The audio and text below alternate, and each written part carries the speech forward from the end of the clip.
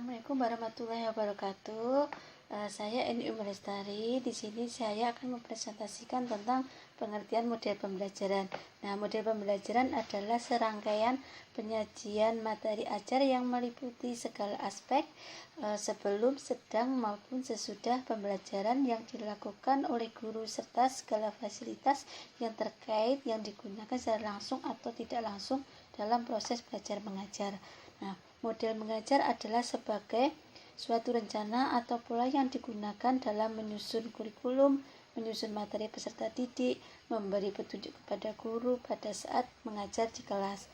Model pembelajaran menurut Karditan Nur ada 5 model, yaitu pembelajaran langsung, pembelajaran kooperatif, pembelajaran berbasis masalah, pembelajaran diskusi, dan pembelajaran learning strategi. Terima kasih.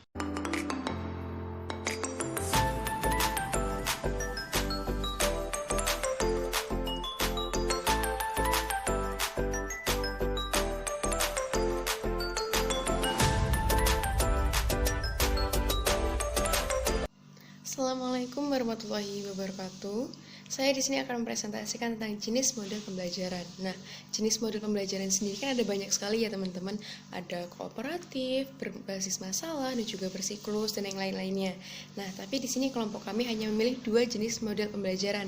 Yang pertama adalah model pembelajaran kontekstual, di mana konsep belajar yang mendorong guru untuk menghubungkan antara pengetahuan atau materi yang diajarkan dengan situasi nyatanya si siswa tersebut. Nah, di sini guru membantu siswa untuk mencapai tujuannya. Untuk proses belajarnya sendiri, pertama tidak sekedar menghafal, yang kedua anak belajar dari mengalami, yang ketiga juga anak tersebut dibiasakan untuk memecahkan masalah. Nah, untuk yang kedua yaitu model pembelajaran demonstrasi, di mana model mengajar yang menggunakan peragaan untuk memperjelas suatu pengertian atau pengetahuan, memperlihatkan bagaimana melakukan sesuatu kepada peserta didik tersebut. Nah, kemudian demonstrasi di sini memerlukan peralatan, bahan, dan juga tempat yang memadai ya teman-teman. Nah, untuk demonstrasi sendiri itu lebih memudahkan peserta didik karena kita secara langsung menjelaskan kepada peserta didik. Nah, sehingga kita harus menggunakan bahasa yang memudahkan mereka untuk mendapatkan pengetahuannya seperti itu. Nah, sekian presentasi dari saya akhiri. Wassalamualaikum warahmatullahi wabarakatuh.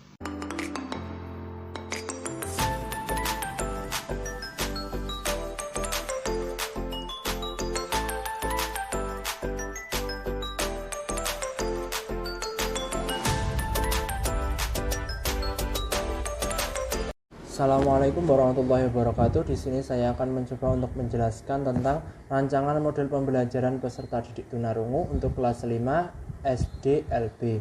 Untuk temanya sendiri adalah hidup sehat dengan menjaga kebersihan. Diharapkan setelah mendapatkan materi ini, peserta didik dapat memahami tentang makna hidup sehat dan menjaga kebersihan baik di lingkungan sekolah maupun di lingkungan tempat tinggalnya. Kemudian mengetahui dan melaksanakan cara hidup sehat dengan menjaga kebersihan baik di lingkungan sekolah maupun di lingkungan tempat tinggalnya. Misal untuk di sekolah itu ketika mau makan, cuci tangan, setelah makan cuci tangan dan membuang sampah pada tempatnya. Kemudian untuk di lingkungan tempat tinggalnya hampir sama, cuci tangan sebelum makan dan cuci tangan setelah makan, dan membersihkan tempat yang digunakan untuk makan, misalnya piring dan sendok. Untuk indikatornya sendiri adalah menulis dan menyebutkan makna hidup sehat dan menjaga kebersihan baik di lingkungan sekolah maupun di lingkungan tempat tinggalnya. Diharapkan peserta didik dapat menulis dan menyebutkan makna hidup sehat dengan menjaga kebersihan baik di lingkungan sekolah maupun di lingkungan tempat tinggalnya. Untuk yang indikator yang kedua adalah menjelaskan tata cara hidup sehat dengan menjaga kebersihan baik di lingkungan sekolah maupun di lingkungan tempat tinggalnya. Untuk langkah pembelajarannya adalah guru menginstruksikan pada keluarganya, memberi arahan untuk membantu peserta didik melaksanakan tata cara hidup sehat dengan menjaga kebersihan di lingkungan rumahnya. Untuk yang kedua, melaksanakan tujuan pembelajaran hidup sehat dengan menjaga kebersihan di lingkungan sekolah dan lingkungan tempat tinggalnya. Untuk tujuannya sendiri adalah agar hidup sehat dan tidak mudah sakit. Mungkin itu saja yang dapat saya sampaikan. Banyak salah, mohon maaf. Wassalamualaikum warahmatullahi wabarakatuh.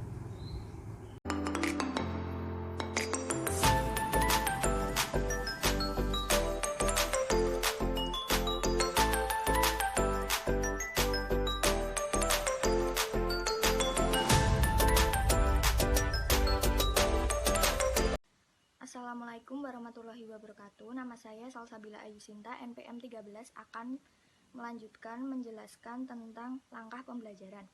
Nah, yang pertama, guru menjelaskan kepada peserta didik manfaat-manfaat hidup sehat dan hal yang merugikan ketika kita tidak menjaga pola hidup sehat.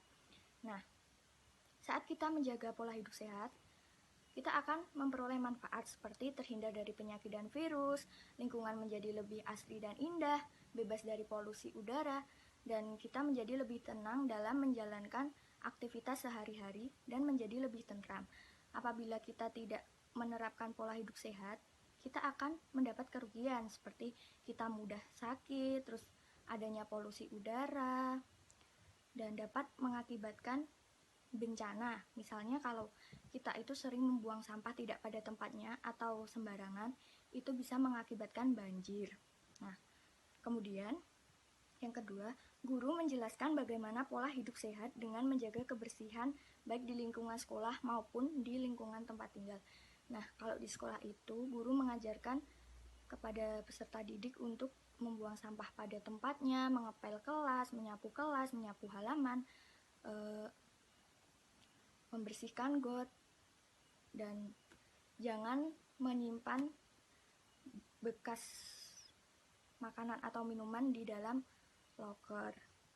Nah, kalau di lingkungan tempat tinggal, ya kita mengajarkan sering cuci tangan, terus membuang sampah pada tempatnya, menjaga kebersihan kamar.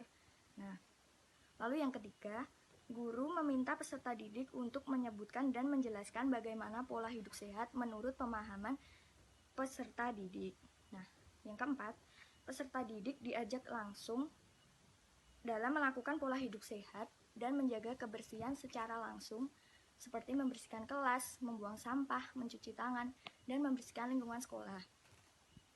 Nah, kemudian dalam bagian penutup, yang pertama, peserta didik diberi tugas untuk melakukan pola hidup sehat dengan menjaga kebersihan setiap hari.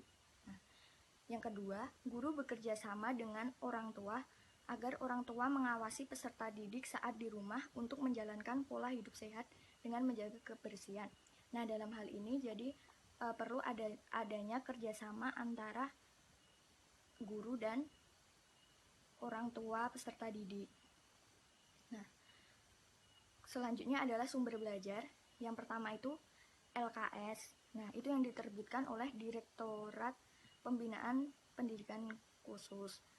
Lalu medianya adalah kertas.